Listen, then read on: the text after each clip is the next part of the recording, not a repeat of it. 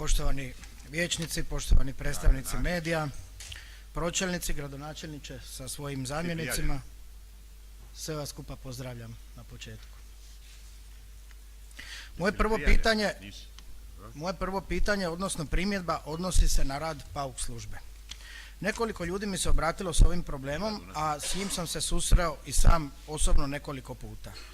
Naime, nekoliko puta ove godine imao sam situaciju od kojih je posljednja bila za Dan obrane grada Zadra, a takve se situacije inače događaju nedjeljom i blagdanima, da nesavjesni vozač parkira svoje vozilo te na taj način blokira izlaz iz garaže ili izlaz sa parkirnog mjesta u koje je vozilo parkirano. U tim situacijama inače zovem prometno redarstvo koje na moj poziv pošalje PAUK vozilo.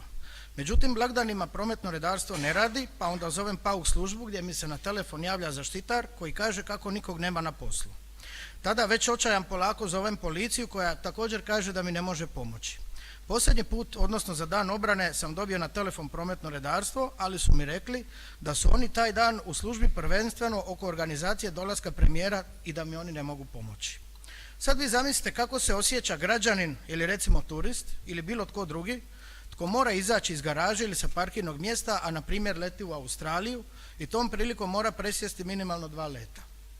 Tko će te ljude obeštetiti ukoliko oni zakasne na let? Tu se radi često o tisućama i tisućama kuna, jer na primjer turisti uglavnom ne putuju sami, već se radi čak i o 4-članim obiteljima. Pa bih vas molio da mi kažete što možete učiniti kako bi se taj problem riješio.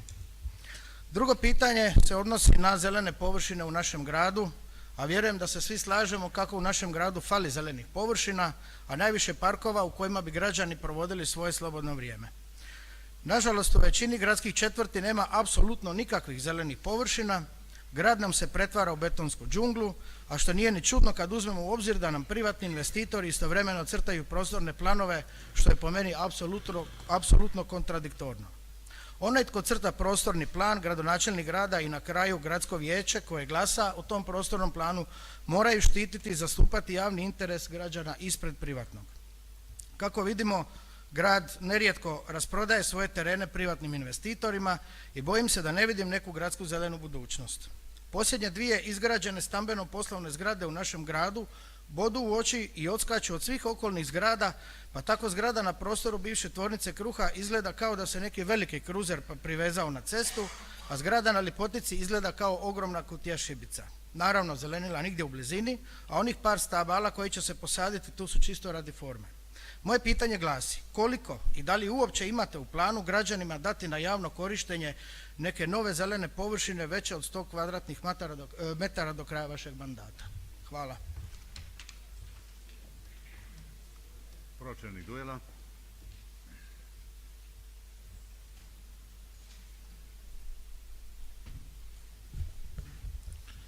U svezi rada prometnog redarstva PAUK službe problem možete smatrati riješenim. Treba mi dan, mjesto i vrijeme kad se dogodio taj poziv, provjerit ću vaše navode.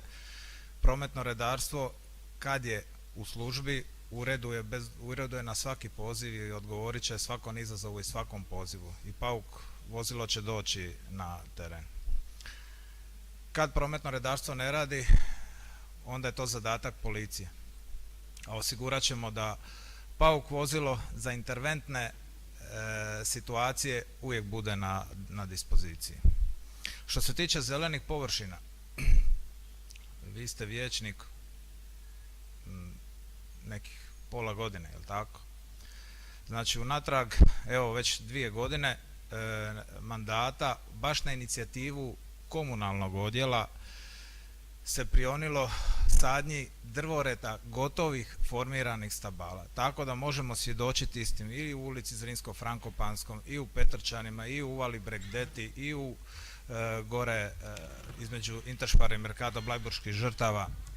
Znači, nije istina da ne sadimo. To je novina na koju smo uveli u programu održavanja javnih zelenih površina, programu koji smo povjerili tvrtki Nasadi, a usput rečeno, tvrtci Nasadi smo osigurali rekordnih 10.300.000 kuna za održavanje javnih zelenih površina. Usporedite to sa proračunom koje je tvrtka imala sa pozicije programa održavanja javnih zelenih površina unatrag 5 godina i vidjet ćete da je da grad Zadar skrbi o javnim zelenim površinama. Hvala. Izvolite, Kotlar.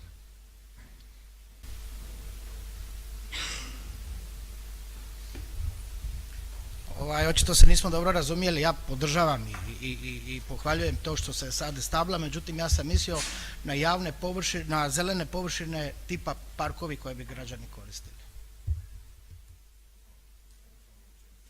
Dapače. Izvolite, pročelnik Asap.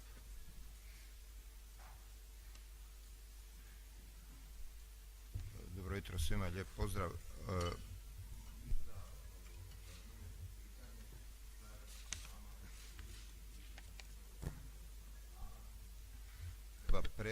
Ispričavam se. Budućim izmjenama i dopunama prostornog plana pristupiti izradi jedne studije zelenih površina svih na području grada Zadra, premda ne dijelim sa vama mišljenje da nema na području grada Zadra dovoljno parkova i zelenih površina za rekreaciju i za življenje.